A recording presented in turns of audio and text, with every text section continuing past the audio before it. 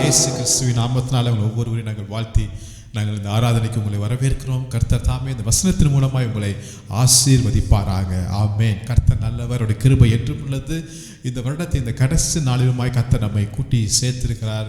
எவ்வளவு பெரிய நன்மைகளை கர்த்தர் செய்திருக்கிறார். நாம் நினைத்து கர்த்தருக்கு நாம் நன்றி சொல்ல கடமைப்பட்டிருக்கிறோம். ஆமென்.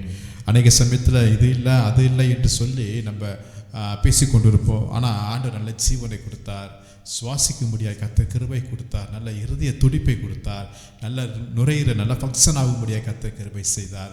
ஆமென். பாதுகாத்தார், வழிநடத்தினார், போஷித்தார், காப்பாற்றினார். எத்தனையோ காரியங்களை சொல்லிக்கொண்டே இருக்க முடியும்.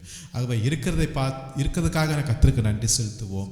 இல்லாதது குறித்து நாம் கவலைப்பட தேவையில்லை. கர்த்தர் எல்லாவற்றையும் நேர்த்தியாய் சந்திக்க அவர் உண்மை உள்ளவர், வல்லமை உள்ளவராக இருக்கிறார். கர்த்தர் உங்களை ஆசீர்வதிப்பாராக. ஆமென். இன்றைக்கு ஒரு முக்கியமான ஒரு சத்தியத்துக்குள் நாம் பார்க்க போகிறோம்.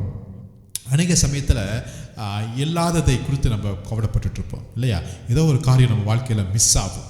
ஒருவேளை இந்த காரியம் மிஸ் ஆகிறதுனால என் வாழ்க்கையே தொலைந்து போயிருச்சு, என் வாழ்க்கை வீணாயிருச்சு, என் எதிர்காலம் வீணாயிருச்சு, ஒரு பெரிய கேள்விக்குறி என்று சொல்லி இல்லாததை குறித்து நாம் அதிகமாக கவலைப்பட்டு கொண்டிருப்போம்.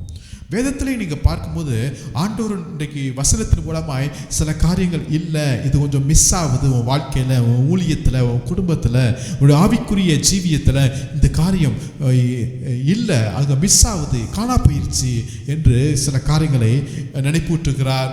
சில சம்பவத்தின் மூலமாய் நாம் பார்க்க முடியும். முதலாவதாக பார்க்கும்போது நம்ம எல்லாத்துக்கும் ரொம்ப தெரிந்த ஒரு பகுதி தான் ஆதியாகமம் 22வது அதிகாரத்தில் 7ஆம் வசனத்தை நான் வாசிக்கிறேன். ஆதியாகமம் 22:7. அப்பொழுது ஈசாக்கு தன் தகப்பனாகிய ஆபிரகாமை நோக்கி, என் தகப்பனே என்றான். அதற்கு அவன், என் மகனே, இதோ இருக்கிறேன் என்றான். அப்பொழுது அவன், இதோ நெருப்பும் கட்டையும் இருக்கிறது, தகன பலிக்கு ஆட்டுக்குட்டி எங்கே என்றான். ஆனால் கவனிங்களேன், இங்கே ஆபிரகாமுக்கு கர்த்தர் கொடுத்த வாக்கு தத்தங்கள் எல்லாம் எப்போ நிறைவேறுதுன்னு பார்க்கும்போது 100 வயதில் தான் அந்த வாக்கு தத்தம் நிறைவேறுகிறது இல்லையா? 75 வயதில் கர்த்தர் அவனை அழைத்தாரு, சாராளையும் கர்த்தர் அழைத்தாரு. அவர்கள் பிரயாணப்பட்டு போயிட்டே இருக்கிறாங்க. எத்தனையோ வாக்கு தத்தங்கள் கிடைத்தாலும் இந்த குழந்தை பாக்கியம் என்பது கிடைக்காமலே இருக்கிறது. அதனால எத்தனையோ சோர்வுக்குள்ளே போயிட்டாங்க. ஆகாருக்கு போயிட்டாங்க, எகிப்துக்கு போனாங்க, என்னென்னோ காரியங்கள் இடையில நடந்ததெல்லாம் நான் பார்க்கிறோம். சரி, அதெல்லாம் ஒரு பக்கம் இருந்தாலும் கடைசியில் தன்னுடைய வாக்குத்தத்தத்தை தேவன் நிறைவேற்றினார். சொன்னபடியே ஒரு குமாரனை கர்த்தர் என்ன செய்றாங்க, கொடுத்தார், ஈசாக்கு இல்லையா? 100 வயதில் இருக்கும்போது ஈசாக்கை பார்க்கும் போதெல்லாம் எவ்வளவு சந்தோஷமா இல்லையா? ஒரு அப்பா ஒரு பிள்ளை என்கிற உறவு ரொம்ப ஐக்கியமாக இருந்திருக்கும் இல்லையா? 100 வயது வெயிட் பண்ணி கிடைச்ச ஒரு பிள்ளைன்னா சாதாரண பிள்ளையாங்க. எந்நேரமும் பார்த்துட்டே இருந்திருப்பார், கொஞ்சம் இருப்பார், விளையாடு இருப்பார், ஊட்டி விட்டுருப்பார், தூக்கி சுமந்து இருப்பார், காரியங்களை ஆபிரகாம் என்ன செய்வார், அங்கே பிள்ளை மேலே பாசத்தை பொழிஞ்சிருப்பார். கர்த்தர் பார்த்துட்டே இருந்தார். என்ன ரொம்ப அதிகமாக பாசம் பொழியது மாதிரி இருக்குதோ என்னமோ தெரியல, ஒரு டெஸ்ட் வைக்கலாம் என்று சொல்லிட்டு கர்த்தர் ஆபிரகாமை என்ன செய்றாரு, கூப்பிட்டு சொல்கிறாரு, அப்பா உன் புத்திரன், உன் ஏக சோதரன், அப்படிலாம் வார்த்தையெல்லாம் சொல்கிறாரு. இவ்வளவு அதிகமாக நீ நேசிக்கிற உன் பிள்ளையை நான் குறிக்கும் இடத்துல நீ போய் என்ன செய்ய, பலியிடு என்று சொல்லும்போது வேதத்தில் வாசிக்கும் போது ஆபிரகாம் ஒரு வார்த்தை கூட பேசலைங்க. எந்த அளவுக்கு அதிகமாய் பிள்ளையை நேசிக்கிறானோ அதை காட்டிலும் அதிகமாய் கர்த்தருடைய வார்த்தைக்கு கீழ்ப்படித்ததை நான் பார்க்கிறோம். கர்த்தரை அதிகமாய் நேசித்ததை பார்க்கிறோம். கர்த்தர் சொன்னபடியே அதிகாலையில் எழுந்து என்ன செய்றாரு, புறப்பட்டு போகிறார். வேலைக்காரங்களும் ஒரு கழுதையும் ஆபிரகாமும் தன் மகன் ஈசாக்கோட என்ன செய்றாரு, புறப்பட்டு போயிட்டே இருக்கிறார். தான் குறித்த இடம் கிட்டத்தட்ட 3 நாள் இருந்துச்சு பாருங்களேன். அது வரையும் அந்த 3 நாள் அது பிரயாணம் எப்படி இருந்திருக்கும் இல்லையா? ஆபிரகாமுக்கு சாப்பிடவே முடிஞ்சிருக்காது, பிள்ளைகிட்ட பேசியே இருந்திருக்க முடியாதுங்க. அந்த அளவுக்கு அவருடைய மனசு, அவருடைய மைண்ட் எல்லாம் ரொம்ப நொறுங்கி போயிருந்திருக்கும், ரொம்ப கஷ்டப்பட்டு இருக்கும்.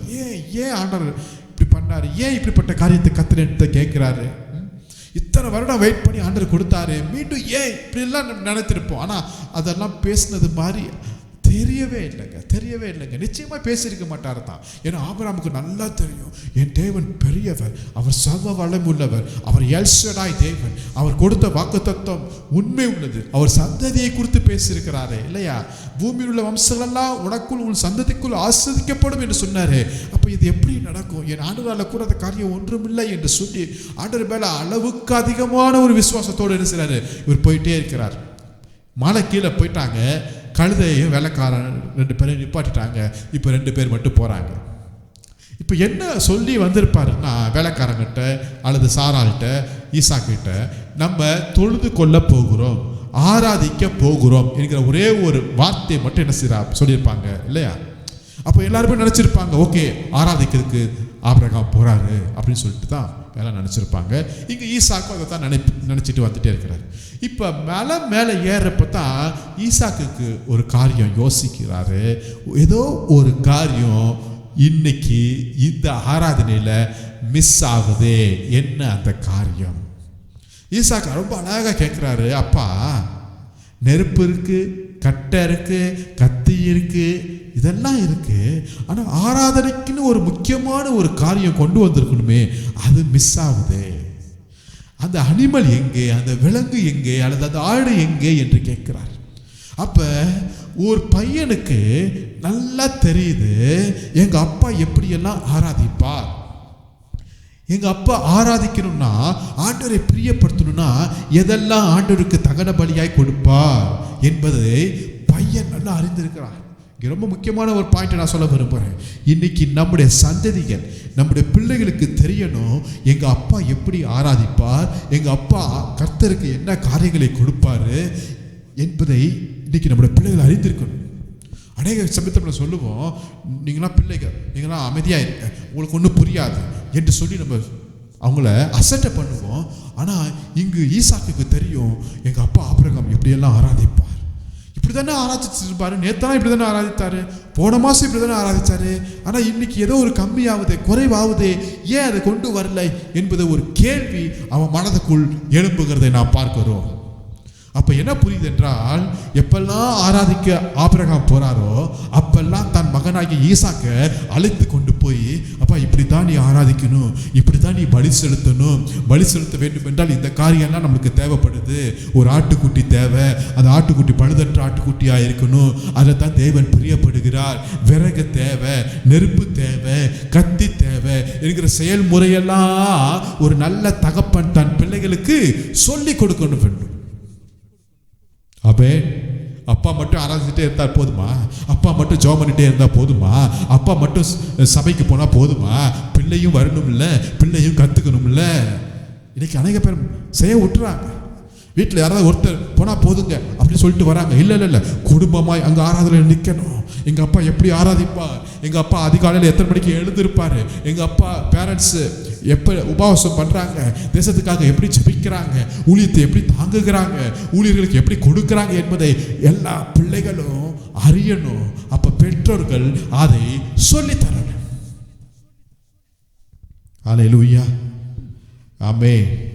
இன்னைக்கு நம்ம சொல்லித்தரோமா? என்ன சொல்லித்தரோம்? கம்ப்யூட்டர் சொல்லித்தரோம், ஃபோன் சொல்லித்தரோம், வாட்ஸ்அப் சொல்லித்தரோம், உலகத்தில் இருக்கிற எல்லா காரியங்களையும் நம்ம சொல்லி கொடுக்குறோம். படிப்பை சொல்லித்தரோம், எப்படி சாப்பிடணும்னு சொல்லித்தரோம். இதெல்லாம் ஆட்டோமேட்டிக்காக கற்றுக்குவாங்க. ஆனால் இதை ஆராதிக்கிற முறையே சொல்லித்தரணுமே. கர்த்தரை நேசிக்கிறத சொல்லித்தரணும். கர்த்தருக்கு பிரியமான ஆராதனை எது என்பதை சொல்லி கொடுக்க வேண்டும். புதிய ஏற்பாட்டுக்குள்ளே வரும்போது ஆண்டவருக்கு பிரியமான ஆராதனை என்ன, இங்கே என்ன பலியாக கொடுக்கணும், என்னையே ஒன்னேவே கொடுக்கணும்ப்பா, இதாம்ப புத்தி உள்ள ஆராதனை என்பதை, அர்ப்பணிப்பை, தியாகத்தை, பக்தி வைராக்கியத்தை, பரிசுத்தத்தை இன்னைக்கு நம்முடைய பிள்ளைகளுக்கு சந்ததிக்கு ஊட்டி வளர்க்க வேண்டிய ஒரு காலகட்டத்துக்குள்ள வந்திருக்கிறோம். கொஞ்சம் யோசித்து பாருங்க, ஒவ்வொரு பேரண்ட்ஸ் இன்னைக்கு ஆராதனையில் என்ன மிஸ் ஆகுது? இன்னைக்கு நான் ஆராதிக்க வந்துட்டேன், ஏதோ ஒரு மிஸ் ஆகுதா? இல்லை பரிபூர்ணமான ஒரு காரியத்தோடு இன்றைக்கு நான் ஆராதனைக்கு வந்துக்கிறேன்னா? சில சமயத்தில் நம்ம வந்துடுவோம், நம்முடைய இருதயம் மிஸ் ஆகுது. சில சமயத்தில் நம்ம வந்துடுவோம், என் மைண்டு மிஸ் ஆகுது. இல்லை, வெறும் பாடி மட்டும் தான் இருக்கு, ஆனால் நினைவுலாம் எங்கேயோ இருக்கு. நினைவு மிஸ் ஆகுதா? ஆண்டவருக்கு பிரியமான ஆராதனை செய்யணும். ஆண்டவருக்கு பிரியமான ஆராதனை செய்யணும். பெற்றோர்கள் ஆராதிக்கிறத பிள்ளைகள் பார்க்கணும். ஹல்லேலூயா. பெற்றோர்கள் அதிகாலை எழுந்து ஜெபிக்கிறத பிள்ளைகள் பார்க்கணும். பிள்ளைகள் சாட்சி சொல்லணும், எங்கள் அப்பா எங்கள் அம்மா அதிகாலை ஜெபிக்கிறவர்கள், முழங்கால் படிட்டு ஜெபிக்கிறவர்கள், கர்த்தருக்காக கொடுக்கிறவர்கள், சபையில் எப்பொழுதும் முன்மாதிரியாக இருக்கிறவர்கள், சபையில் எல்லா காரியத்திலும் இவர்கள் உற்சாகமாக இருக்கிறவர்கள் என்பதை பிள்ளைகள் அறிந்து கொள்ள வேண்டும். அப்பட்ட கேட்குறான் ஈசாக்கு, ஏதோ ஒன்று மிஸ் ஆகுதுப்பா இந்த ஆராதனையில். இத்தனை நாள் ஆராதனையில் இல்லாதது ஒரு மிஸ் ஆகிற ஒரு காரியம் இன்னைக்கு மிஸ் ஆகுது. ஆமென். ஏதோ ஒன்று குறைகிறது, ஏதோ ஒன்று குறைகிறது. பரலோகம் பார்த்துக்கிட்டே இருக்கிறது, பரலோகம் பார்த்துக்கிட்டே இருக்குதுங்க. என் தேவன் ரொம்ப நல்லவர், என் தேவன் ரொம்ப நல்லவர். ஆமென். இரண்டாவதாக ஒரு காரியத்தை நாம் பார்ப்போமா? வெளிப்படுத்தல் 2வது அதிகாரம், அதில் 4ஆம் வசனத்தை நான் வாசிக்கிறேன். வெளிப்படுத்தல் 2:4 எந்த காரியம் மிஸ் ஆகும், எந்த காரியம் காணா போயிடுச்சுன்னு பார்க்கும்போது, நீ ஆதியில் கொண்டிருந்த அன்பை விட்டாய் என்று உன் பேரில் எனக்கு குறைவு உண்டு என்று கர்த்தர் சொல்லுகிறார். கர்த்தர் ஒவ்வொரு சபைக்கும் சில செய்திகளை சொல்லுகிறார். ஏபேசு சபைக்கு சொல்லிக்கொண்டே இருக்கும்போது, உன் கிரியைகளை அறிந்திருக்கிறேன், உன் பிரயாசத்தம், உன் பொறுமை, இதெல்லாம் சொல்லிகிட்டே இருக்கும்போது கடைசியில் ஒரு காரியத்தை சொல்கிறாரு. ஆனாலும் எல்லாம் நல்ல காரியங்களெல்லாம் வந்துகிட்டே இருக்குது, சூப்பராக லிஸ்ட்டு பயங்கரமாக. திடீர்னு ஆனாலும், அங்கே தான் ரொம்ப முக்கியமான பாயிண்ட் இல்லையா? எல்லாமே ஓகே தான் தம்பி, ஆனால் பட்டு சொல்லுவோம் பார்த்தீங்களா? இங்கே தான் ஏதோ ஒரு காரியங்கள் நம்மளுக்கு புரிந்து கொள்ள வேண்டியதாக இருக்கிறது. ஆனாலும் நீ ஆதியில் கொண்டிருந்த அன்பை விட்டாய். அந்த ஃபஸ்ட்டு லவ் இந்த சபையில் மிஸ் ஆகுதுங்கிறார். எல்லாமே ஓகே தான், ஆனால் அன்பு தான் இல்லை, அத்தனை முக்கியம் இல்லையா? நல்ல கணவர், நல்லா சம்பாதிக்கிறார், நல்லா படிச்சிருக்கிறாரு, ஆமாம், பட்டு குடும்பத்தை நேசிக்க மாட்டேங்கிறார். அந்த அன்பு முன்னாடி மாதிரி இல்லைங்க. அது தானையா தேவை? இன்னைக்கு காசா தேவை உங்களுக்கு? உங்கள் படிப்பு சர்டிஃபிகேட்டாக தேவை? இல்லையே, அன்பு தானே தேவை, அன்பு தானே தேவை. அந்த ஒரிஜினல், அந்த லவ், அந்த ஃபஸ்ட் லவ், ஆதியில் கொண்டு இருந்த அன்பு. ஆதியில் என்ன அன்பு இருந்துச்சு? ஆண்டவர் மேலே எவ்வளோ பக்தி, எவ்வளோ வைராக்கியம் இருந்துச்சு. ரசிக்கப்பட்ட அந்த நாளில் வந்து அப்படியே யோசித்து பாருங்களேன், எப்படி ஸ்பீடாக இருப்போம் இல்லையா? வேதத்தை நேசிக்கிறதுல மணிக்கணக்காக, வேதத்தில் படிக்கிறதுல மணிக்கணக்காக, ஜபத்தில் உட்கார்ந்துருப்போம், ஆராதிக்கிறதுல சரியாக இருப்போம், சபைக்கு போக வேண்டிய நேரத்தில் கரெக்டாக இருப்போம், தசமபாகம் காணிக்கையில் கரெக்டாக இருப்போம், ஊழியத்துக்கு உதவி செய்யறதுல கரெக்டாக இருப்போம். அந்த அளவுக்கு ஆண்டவர் அதிகமாய் நேசித்து கொண்டிருந்த அந்த விசுவாசி கொஞ்ச நாட்கள் ஆக ஆக ஆக ஆக ஆக அந்த அன்பெல்லாம் காணா போயிடுச்சு, அந்த வைராக்கியம் காணா போயிடுச்சு, அந்த பற்றுதல் இல்லை.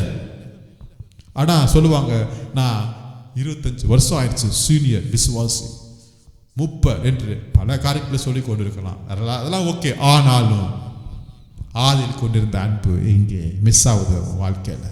அதை தான் கர்த்தர் இன்னைக்கு நம்மளுக்கு நினைப்பூட்டுகிறார். அன்பு தானே ரொம்ப முக்கியம், ஆமாவா இல்லையா? அன்பே இல்லாமல் எதனாலும் செய்ய முடியும். காணிக்கை கொடுக்கலாம், அதை செய்யலாம், இது செய்யலாம், அது செய்யலாம். ஆனால் இன்னைக்கு அதை காட்டிலும் ஆண்டவருக்கு தேவை முழு மனதோடு, முழு ஆத்துமாவோடு, முழு பலத்தோடு கர்த்தரை அன்பு கூறுகிற அந்த அன்பு தான் இன்னைக்கு கர்த்தர் நம்ம இடத்துல எதிர்பார்க்கிறா. திருமணமான அந்த நேரத்தில் பார்க்கும்போது அவ்வளவு அன்பாக இருப்பாங்க கணவன் மனைவியும், ஒருவருக்கு ஒருவர் பேசிக்கொள்வதில் மனம் விட்டு அவங்க பேசுவாங்க, அவ்வளவு நேசிப்பாங்க, ஒருவருக்கு ஒரு ரொம்ப தாங்குவாங்க, ஒருவருக்கு ஒரு நேசிப்பாங்க, மன்னிப்பாங்க, ஒருவருக்கு ஒரு உதவி செய்வாங்க, ஒருவருக்கு ஏதாவது ஒரு பிரச்சனைனா உடனே தாங்குவார்கள். அந்த அளவுக்கு ரொம்ப ஐக்கியத்தோடு, ஈடுபாடோடு, ரொம்ப கரிசனையோடு, அன்போடு இருப்பாங்க. ஆனால் கொஞ்சம் வருஷம் ஆச்சு, 2 வருஷம் 3 வருஷம் குழந்தைகள் ஆகி அப்படி ஆகும்போது அந்த ஈடுபாடு இருக்காது, அந்த அந்த அன்பு இருக்காது. ஆமாவா இல்லையா? ஆனால் இன்னைக்கு கர்த்தர் இடத்துல எதிர்பார்க்கிறாரு, அந்த ஒரிஜினல் அன்பை எதிர்பார்க்கிறார், அந்த பழைய அன்பை எதிர்பார்க்கிறார். ஆமென். அந்த ஜுரம், ஃபீவர் வந்து எந்த அளவுக்கு இருக்குன்னு சொல்லிட்டு தெர்மாமீட்டரில் செக் பண்ணுவாங்க டாக்டர்ஸ். அதே மாதிரி கர்த்தர் நம்ம இடத்துல அப்பப்போ செக் பண்ணிட்டே இருக்கிறார். இந்த அன்பு, இந்த லவ் எந்த லெவலில் போயிட்டு இருக்கிறது. அன்பு இல்லாதவன் தேவனை அறியாங்க. அன்பு தாங்க ரொம்ப முக்கியம். மனுஷனையே நேசிக்க முடியலன்னா, ஒரு கணவர் மனைவியவே நேசிக்க முடியலன்னா, இன்னைக்கு தேவனை இப்படி தான் நேசிக்கவே முடியும். உள்ளான அன்பு வேணும், உண்மையான அன்பு வேணும், இருதயத்திலிருந்து அந்த அன்பு நம்மளுக்கு வேண்டும். ஆமென். ஆண்டவரை முழுசையான நீங்கள் நேசிங்க. என்ன வந்தாலும் ஏது வந்தாலும் நேசிப்பேன். ஆமென். பாட்டு நல்லா பாடுறோம், அன்பு கூறுவேன் இன்னும் அதிகமாய், பாட்டு சூப்பராக பாடுவோம். ஆனால் பிரச்சனைகள் வரும்போது அவரை நேசிக்கிறோமா? தேவைகள் வரும்போது அவரை நேசிக்கிறோமா? சில தடுமாற்றங்கள் வரும்போது அவரை நேசிக்கிறோமா? வனாந்திர சூழ்நிலை வரும்போது அவரை நேசிக்கிறோமா? இதைத்தான் கர்த்தர் இன்னைக்கு நம்ம இடத்துல எதிர்பார்க்கிறார். ஆமென். நேசிப்பேன், கடைசி வரை நேசிப்பேன். அந்த முதல் நாளில் இருந்த அதே அன்பு, அதே லெவல் இன்னைக்கும் அதே லெவல் இல்லை, அது காட்டிலும் அதிகமான அன்பு எனக்குள்ள உங்களுக்குள்ள இருக்க வேண்டும். கர்த்தரை நேசிங்க, இந்த வேதத்தை நேசிங்க, அவருடைய சமூகத்தை நேசிங்க. அது நம்மளுக்கு பெரிய ஆசீர்வாதத்தை கொடுக்கக்கூடியதாக இருக்கிறது. ஆமென். முதலாவது பார்த்தோம், ஆராதனையில் ஏதோ ஒரு காரியம் மிஸ் ஆனிச்சு. ரெண்டாவது பார்த்தோம், உன்னுடைய முதல் அன்பு மிஸ் ஆனிச்சு. மூன்றாவதாக பார்க்கிறோம் 2 ராஜாக்கள் 6ஆம் அதிகாரத்துக்குள்ள எடுத்து கொள்ளுங்கள். 2 ராஜாக்கள் 6ஆம் அதிகாரத்தில் 5ஆம் வசனத்தை வாசிக்கும் போது, ஒருவன் ஒரு உத்திரத்தை வெட்டி வீழ்த்துகையில் கோடாரி தண்ணீரில் விழுந்தது. அவன், ஐயோ என் ஆண்டவனே, அது இரவலாக வாங்கப்பட்டதே என்று கூவினான். புதுசாக இருக்கு பாருங்க, கூவினான். தேவனுடைய மனுஷன் அது எங்கே விழுந்தது என்று கேட்டான். அவன் அந்த இடத்தை காண்பித்த போது ஒரு கொம்பை வெட்டி அதை அங்கே எறிந்து அந்த இரும்பை மிதக்க பண்ணினான். அதை எடுத்துக்கொள் என்றான். அப்படியே அவன் தன் கையை நீட்டி அதை எடுத்து கொண்டான். ஆமென். இங்கே ஒரு வித்தியாசமான ஒரு காரியத்தை நம்ம பார்க்கிறோம்.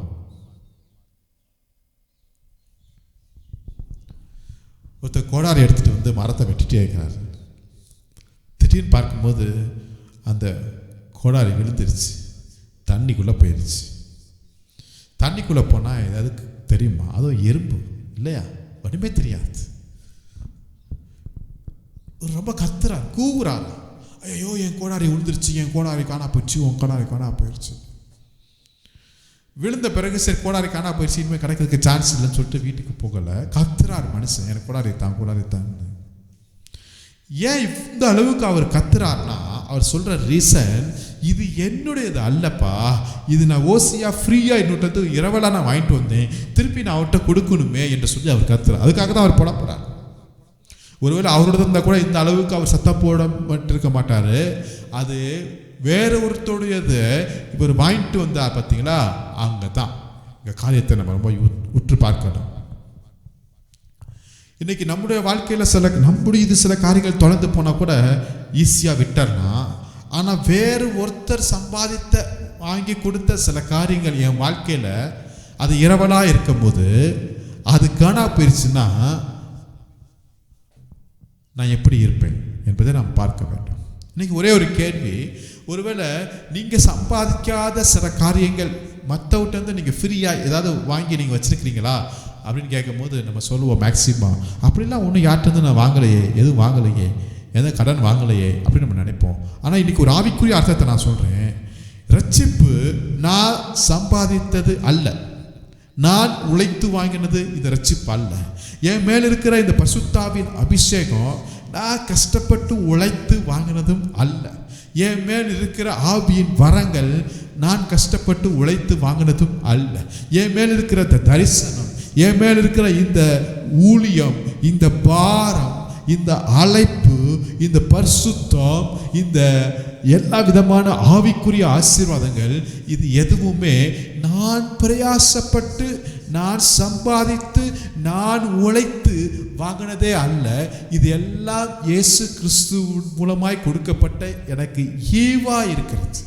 இது ஒரு கிஃப்டா இருக்கிறது. இது நான் இலவசமாய் பெற்று கொண்டிருக்கிறேன். அப்போ பாயிண்ட்டுக்கு நீங்கள் வந்துட்டீங்களா? அப்போ நான் இலவசமாய் வாங்கினது என் வாழ்க்கையில் எங்கேயாவது மிஸ் ஆயிடுச்சுன்னா இது இலவசம் தானே என்று சொல்லிட்டு நான் போகக்கூடாது. அநேக சமயத்தில் இந்த ஃப்ரீயாக கிடைக்கும் பார்த்தீங்களா, அந்த ஃப்ரீ கிடைச்சும் போது அதோடைய மதிப்பே நம்மளுக்கு புரியாது, தெரியாது. ஃப்ரீயாக தானே கிடைச்சிச்சு விட்டுட்டு போய் என்று சொல்லி கொண்டே இருப்போம். ஆனால் இதற்காக ஒருத்தர் விலைக்கரையம் செலுத்தியிருக்கிறார். யார் அவர்? அவர் தான் இயேசு கிறிஸ்து. தன்னுடைய ஜீவனை கொடுத்தார், தன்னுடைய சொந்த ரத்தத்தை கொடுத்தார், தன்னுடைய வாழ்க்கையை கொடுத்தார். எனக்காக உங்களுக்காக அவர் பரலோகத்தை விட்டு இந்த பூலோகத்துக்கு வந்து அவர் எனக்காக உங்களுக்காக அவர் மரித்தாரே. இதை காட்டிலும் ஒரு பெரிய விலை கிரயம் இந்த உலகத்தில் வேற எதுவுமே இல்லைங்க.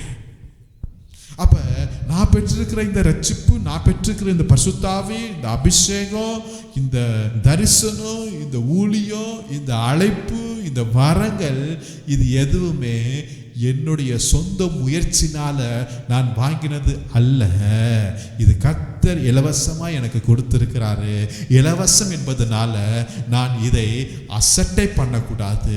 ஒருவேளை என் வாழ்க்கையிலிருந்து இந்த ரட்சிப்பு குறையும் என்றால், ஒருவேளை என் வாழ்க்கையில இந்த தரிசனம் காணாமல் போகும் என்றால், ஒருவேளை இந்த என் வாழ்க்கையில இருந்து இந்த பரிசுத்தாவின் அபிஷேகத்தை நான் விட்டு விலகி போனேன் என்றால், அதை நான் அந்த மனுஷன் கூவி சத்தமிட்டு மீண்டும் பெற்றுக்கொண்டது போல மீண்டும் கர்த்தருடைய சமூகத்தில் நான் உட்கார்ந்து அழுது புலம்பி மன்னிப்பை பெற்றுக்கொள்ள வேண்டும். இழந்ததை மீண்டும் பெற்றுக்கொள்ள வேண்டும். இழந்த சந்தோஷத்தின் ரட்சிப்பின் சந்தோஷத்தை மீண்டும் பெற்றுக்கொள்வதற்கு இன்னைக்கு நான் முயற்சி செய்கிறேனா?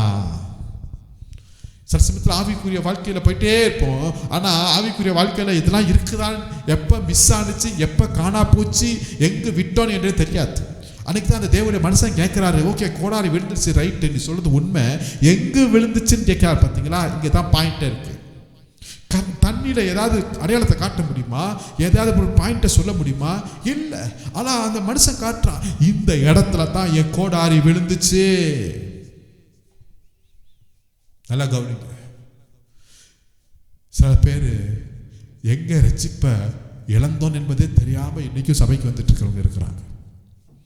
சில பேருக்கு எந்த இடத்துல ஊழியத்தை நான் இழந்தோம், ஆவியானவர் நம்ம விட்டு விலகி போனார் என்பது தெரியாம கூட இன்னைக்கு அநேக விசுவாசிகள் இருக்கிறாங்க. அவங்களும் வனாந்திரத்தில் பிரயாணத்தில் காண நோக்கி போயிட்டு இருக்கிறாங்க. ஆனால் அவங்க மேலே அபிஷேகம் இப்போ இருக்கா இல்லையா, ரட்சிப்பு இருக்கா இல்லையா, நோக்கம் தரிசனம் இருக்கா இல்லையா என்பது அவர்களுக்கே தெரியவில்லை. இதுதான் ஒரு வேதனையான ஒரு விஷயம். இந்த காரியம் என் லைஃப்பில், என் ஆவிக்குரிய ஓட்டத்தில் இது மிஸ் ஆகுதே என்பது அவர்களுக்கே புரியல, அவங்களுக்கே தெரியாமல் போயிட்டு இருக்கிறாங்க. ஆனால் இன்னைக்கு ஆவியானவர் நினைவுபடுத்துகிறார். இந்த மனுஷன் சொல்றான், எந்த இடத்துல கோடாரி விழுந்துச்சுன்னு கரெக்டாக தண்ணியில் பாயிண்ட் அவுட் பண்ணுறான்னு. அதே போல் இன்னைக்கு நான் சொல்ல முடியுமா, இந்த இடத்துல, இந்த சூழ்நிலையில், இந்த நேரத்தில் நான் ரட்சிப்பை இழந்தது உண்மை என்பதை சொல்ல முடியுமா நம்மளால?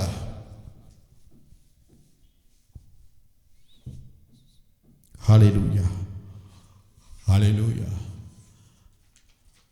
இந்த வருடத்தின் கடைசி நாளில் கர்த்தர் நம்மளோட கூட பேசி கொண்டிருக்கிறார் தான் நான் நினைக்கிறேன்.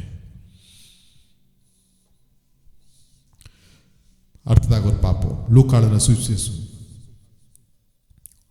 13வது அதிகாரம் 6ஆம் வசனத்தை நான் வாசிக்கிறேன்.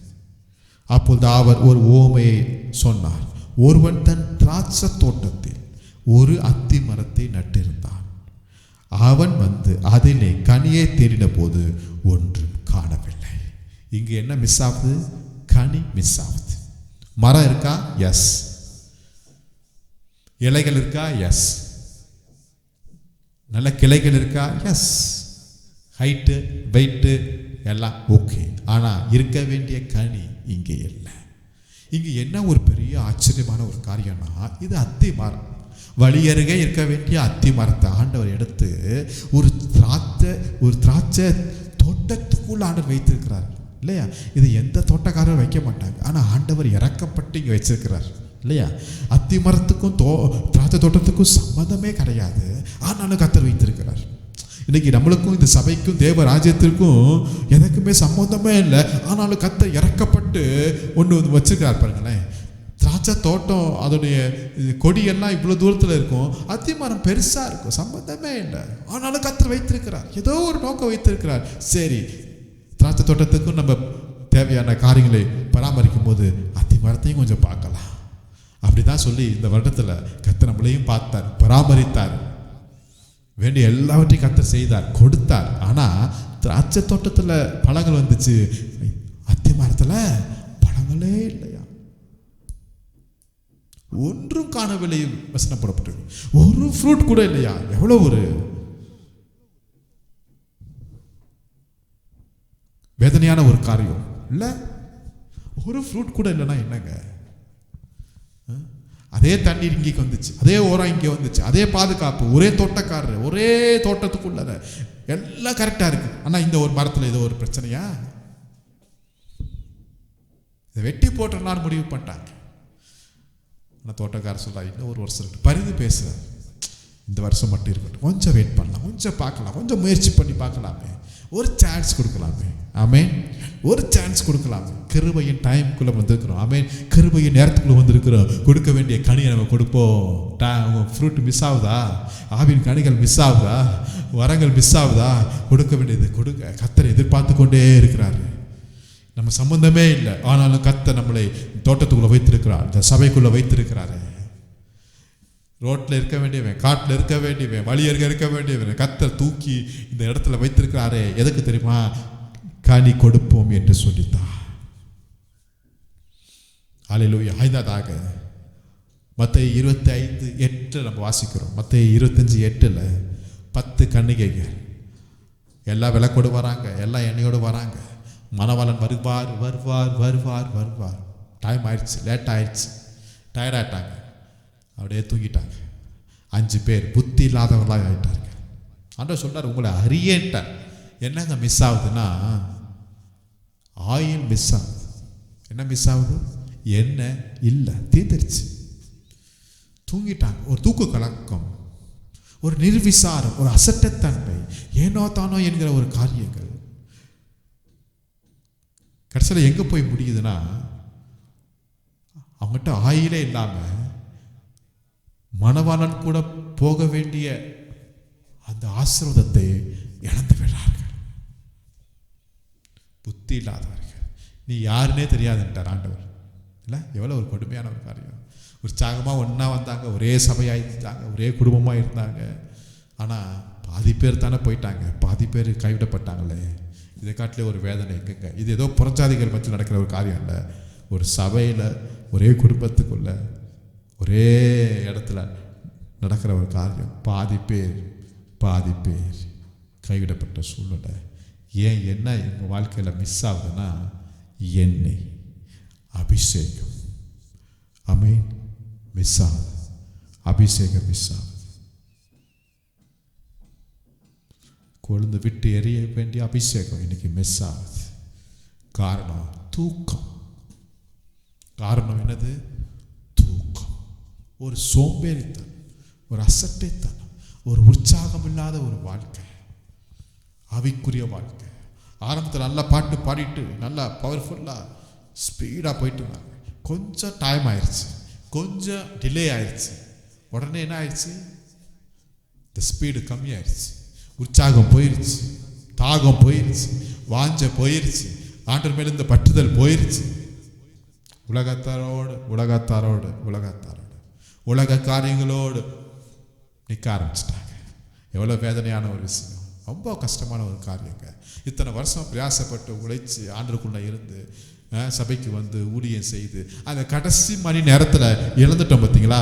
இதை காட்டிலும் ஒரு பரிதாபமான காரியம் வேறு எதுவுமே கிடையாது. அந்த கடைசி மணி நேரத்தில் அந்த நேரத்தை நம்ம வீணடிச்சிட்டோமே. ஏன்னா என் வாழ்க்கையில் ஆயில் இல்லாமல் போயிடுச்சு. கடைசியாக பார்க்கும்போது பழைய ஏற்பாட்டுக்கும் புதிய ஏற்பாட்டுக்கும் இடையில 400 வருஷம் மிஸ் ஆகுது. ஆல்மோஸ்ட் 400 years மிஸ் ஆகுது. மல்கியா புஸ்தகத்துக்கு அப்புறம் 400 வருஷம் மிஸ் ஆகுது அப்படி வச்சுங்களேன். இந்த 400 வருஷம் என்ன ஆச்சு, ஏதாச்சு, ஆண்டுடைய காரியங்கள் என்ன நடந்திருக்கணும், எதுவுமே தெரியாது. ஒரு இருண்ட காலம் சொல்லுவாங்க, அல்லது ஒரு கேப் விழுந்துருச்சு, ஒரு பெரிய கேப். அந்த டைம் என்னாச்சு, அந்த டைம்ல என்ன ஆச்சு, அந்த டைம்ல என்ன ஆச்சு?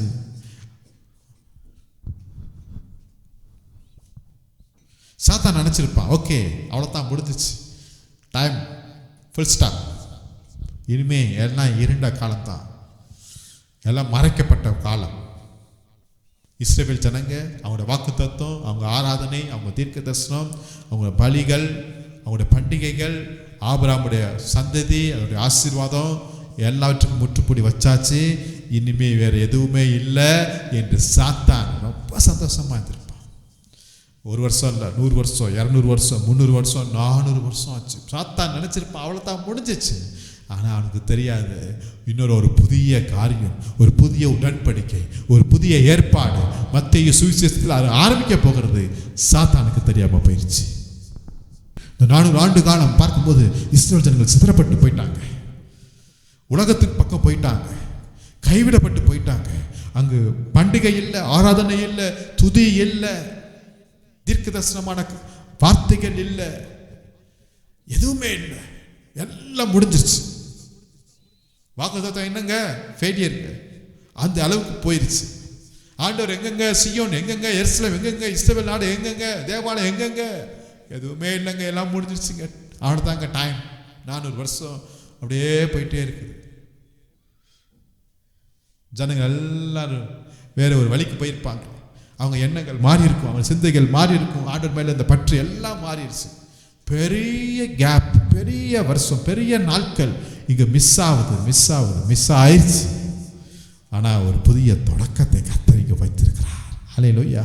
உங்கள் லைஃப்பில் நீங்கள் நினைச்சு சொல்லியிருப்பீங்க, பாஸ்டர் இத்தனை வருஷம் என் வாழ்க்கையில் வீணாயிடுச்சு, இத்தனை மாதம் என் வாழ்க்கையில் வீணாயிடுச்சு, இது மட்டும் நான் இருந்திருந்தேன்னா, அந்த நாட்கள் எனக்கு செழிப்பாக இருந்ததுக்குமாண்ணா, அந்த நாட்களை நான் முயற்சி பண்ணியிருந்தேன்னா, அந்த நாட்கள் எனக்கு பெரிய ஆசீர்வாதமாக இருந்திருக்குமே, எனக்கு மிஸ் ஆயிடுச்சு பாஸ்டர், அந்த டைம் திருப்பி எனக்கு வராது, அந்த நாட்கள் எனக்கு திருப்பி வராது, இழந்துட்டேன் என்று சொல்லலாம். இல்லைங்க, உங்களுக்காக கர்த்தர் இன்னொரு புதிய காரியத்தை வைத்திருக்கிறார். ஆமென். ஒரு புதிய ஏற்பாடு உங்களுக்காக தொடங்க போகிறது. ஹல்லேலூயா, ஹல்லேலூயா.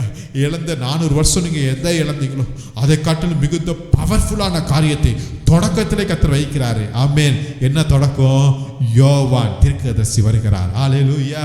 எழுப்புதல் சத்தம் அங்கே வனாந்திரத்தில் தொனிக்கிறது. ஆமென். அந்த சத்தத்தை கேட்டு பரிசேயர்கள், சதுசேயர்கள், ஆமென், ரோமர்கள், அநேக மக்கள், நகரத்தார்கள் எல்லாரும் வனாந்திரத்தின் பக்கம் போகிறார்கள், ரட்சிக்கப்படுகிறார்கள், ஞானஸ்தானம் பெறுகிறார்கள்.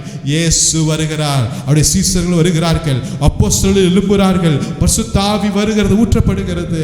பெந்தேகோஸ்து நாளில அந்த ஆவியானவர் எருசலேமில் மாத்திரமல்ல, யூதாக்கு, சமாரியா தேசத்தின் முழு இடங்களுக்கும் அந்த ஆவியானுடைய அனல், அந்த ஆவியானுடைய மழை, அந்த ஆவியானுடைய எழுப்புதல், அபிஷேகம் கடந்து போகிறதை நாம் பார்க்கிறோம். யாராலையும் தடுத்து நிறுத்த முடியல. பிசாசு நினைச்சிருப்பான் 400 வருஷம் எல்லாம் முடிச்சிருச்சு நினைச்சிருப்பான். ஆனால் இங்கு நடக்கிற இந்த ஊழியத்தை பார்க்கும்போது, பரிசுத்த ஆவியின் கிரியைகளை பார்க்கும்போது, எழுப்புதலை பார்க்கும்போது, எப்பா இது 400 வருஷத்துல நடக்காத காரியங்கள் எல்லாம் பல மடங்கு சேர்த்து இங்க நடக்கிறத பார்க்கிறோம் என்று பிசாசை யோசித்திருப்பான். அந்த அளவுக்கு கர்த்தர் உங்க லைஃப்ல மிஸ் ஆன நாட்களுடைய எழுப்புதலை கர்த்தர் மீண்டும் கொண்டு வந்து சேர்க்க போகிறார். ஆமென். அவருடைய வாக்குத்தத்தம் உண்மை உள்ளது, அவருடைய வாக்குத்தத்தம் நிறைவேறக்கூடியது. அவருடைய வாக்குத்தத்தம் ஒரு நாள் அது பொய்யாய் முடியாதுங்க. அவர் பொய் சொல்லுகிற தேவன் அல்லங்க. தன் கொடுத்த வாக்குத்தத்தத்தை அவர் நிறைவேற்றுவதற்கு அவரே உண்மை உள்ளவராயிருக்கிறார். ஆமென். நிச்சயம் நிறைவேற்றுவார். அதை நிறைவேற்றும் அளவுக்கு நான் உன்னை கைவிட போவதே இல்லை என்று சொல்றாரு. ஒருவேளை காலங்கள் வித்தியாசமாய் மாறலாம், காலங்கள் முற்றுப்புள்ளி வைக்கிறது மாதிரி வரலாம், காலங்கள் இருண்டு போக வரலாம். உங்கள் லைஃப்பில், உங்கள் ஊழியத்தில், உங்கள் குடும்பத்தில் எத்தனையோ நாட்கள் மிஸ் ஆயிடுச்சு, உங்கள் மாதங்கள் மிஸ் ஆகிருக்கலாம், வருஷங்கள் மிஸ் ஆகிருக்கலாம். ஒருவேளை அது இருந்தால் எத்தனையோ காரணம் நீங்கள் பெரிய காரணம் நீங்கள் பார்த்துருக்கலாம் என்று நீங்கள் யோசித்துக்கணும். ஆனால் கர்த்தர் சொல்கிறார், இல்லைப்பா இழந்தது உண்மைத்தான், ஆனால் நீ பெற்றுக்கொள்ள போகிறது எல்லாம் இழந்ததை காட்டில் பல மடங்கு இரட்டத்தனையாய் பெற்றுக்கொள்ள போகிற நாட்களை கர்த்தர் உங்கள் ஊழியத்தில், உங்கள் குடும்பத்தில், உங்கள் வாழ்க்கையில் கர்த்தர் தரப்போகிறார். ஆமென். ஹல்லேலூயா, ஹல்லேலூயா. ஆகவே இன்னைக்கு என் லைஃப்பில், என் ஆவிக்குரிய வாழ்க்கையில் எதெல்லாம் மிஸ் ஆகுதோ எல்லாத்தையும் நான் சீர் செய்ய வேண்டியது அவசியத்துக்குள்ளே வந்திருக்கிறேன். என் ஆராதனையில் என்ன மிஸ் ஆகுது பார்க்கணும். ஆமென். ஆதியின் அன்பு இன்னைக்கு மிஸ் ஆகுதா நான் பார்க்கணும். ஆண்டவர்கிட்ட நான் பெற்றுக்கொண்ட இலவசமான காரியங்கள் என் லைஃப்பில் மிஸ் ஆகுதா இன்னைக்கு நான் யோசிக்கணும். ஆமென். ஆவிக்குரிய கனிகள் இன்னைக்கு மிஸ் ஆகுதா? என் மேல இருக்கிற அபிஷேகம், அந்த எண்ணெய் மிஸ் ஆகுதா? நாட்கள் மிஸ் ஆகுதா? மீண்டும் கர்த்தர் எனக்கு தருவார் என்கிற விசுவாசத்தோடு, இந்த வார்த்தையோடு, இந்த நம்பிக்கையோடு அவனுடைய சமூகத்தில் உங்களை ஒப்பு கொடுங்க. கர்த்தர் நிச்சயம் உங்களை ஆசீர்வதிப்பாராக. ஜெபம் பண்ணுவோம். நல்ல பிதாவை நன்றியோடு உம்மை துதிக்கிறோம். கிருபையும் இரக்கம் நிறைந்தவரே, அப்பா எங்களோட கூட உங்களுடைய வார்த்தையின் மூலமாக நீர் பேசினதுக்காக ஸ்தோத்திரம். இந்த வார்த்தைக்கு நேராக நாங்கள் முற்றிலுமாக எங்களை அர்ப்பணிக்கிறோம், எங்களை தாழ்த்துக்கிறோம் சுவாமி. நீர் எங்களோடு நீங்கள் பேசுனீங்க, அதற்காக ஸ்தோத்திரம் ஐயா, ஸ்தோத்திரம் ஐயா. இன்றைக்கும் எங்கள் ஆவிக்குரிய வாழ்க்கையில் என்னென்ன காரியங்கள் மிஸ் ஆகுது என்பதை நீங்கள் சுட்டி காட்டினீங்களே, இன்றைக்கு நாங்கள் திருத்திக் கொள்கிறோம். எங்கள் ஆராதனையில் என்ன மிஸ் ஆகுதோ இன்றைக்கு நாங்கள் அதை சரி செய்கிறோம். எங்களுடைய அந்த முதல் அன்பு மிஸ் ஆகுது, இப்பொழுது நாங்கள் உண்மை முழுமையாக நேசிக்க எங்களை ஒப்பு கொடுக்கிறோம். அப்பா, நீங்கள் இலவசமாய் கொடுத்த உங்களை கிருபை, உங்கள் அன்றைய அந்த ரட்சிப்பு, பரிசுத்தாவின் அபிஷேகத்தை நான் இழந்திருப்பேன் என்றால் இன்றைக்கு உங்களுடைய சமூகத்தில் உட்கார்ந்து அழுது ஒப்பு கொடுத்து இழந்ததை நான் மீண்டுமாய் பெற்றுக்கொள்ள எங்களுக்கு கிருபை செய்யுங்கப்பா. எங்களை நம்பி இந்த திராட்சை தோட்டத்தில் நீங்கள் இந்த தேவ ராஜ்யத்தில் நீங்கள் வைத்திருக்கிறீங்களே, ஒரு கனி கூட இல்லையே ராஜா, எங்களை மன்னிங்கப்பா. அன்றைய நாங்கள் கனி கொடுக்கிறதுக்கு எங்களுக்கு கிருபை பாராட்டுங்க ராஜா. அப்பா, என்ன என்கிற இந்த அபிஷேகம் என் வாழ்க்கையில் மிஸ் ஆகுது ராஜா. இல்லை ராஜா, இழந்த அந்த பரிசுத்தாவின் அபிஷேகத்தை மீண்டும் எங்களுக்கு நீங்கள் தாருங்க ராஜா. முக்கு ஸ்தோத்திரம் ஐயா. என் வாழ்க்கையில் எத்தனையோ ஊழியங்கள் செய்திருக்கலாம், ஜபங்கள் பண்ணியிருக்கலாம், ஆனால் அந்த நாட்களெல்லாம் மிஸ் ஆகுது. ஆனாலும் மீண்டும் கர்த்தர் இழந்தது என் வாழ்க்கையில் நீங்கள் திரும்ப தரப்போதுக்காக நன்றியோடு ஸ்தோத்திரிக்கிறோம் ஐயா. கேட்டுக்கொண்டிருக்கிற ஒவ்வொருவரையும் இயேசு நாமத்தை நாங்கள் வாழ்த்துகிறோம், நாங்கள் ஆசீர்வதிக்கிறோம். வசனத்திற்கு மீண்டும் எங்களை அர்ப்பணிக்கிறோம், தாழ்த்துக்கிறோம். உங்கள் நாமம் மகிமைப்படுவதாக மீட்பர் இயேசு நாமத்தில் ஜெபிக்கிறோம் எங்கள் ஜீவனுள்ள நல்ல பிதாவே. ஆமேன், ஆமேன், ஆமேன், ஆமேன். கர்த்தர் உங்களை ஆசீர்வதிப்பாராக. Thank you. Praise the Lord. God bless you.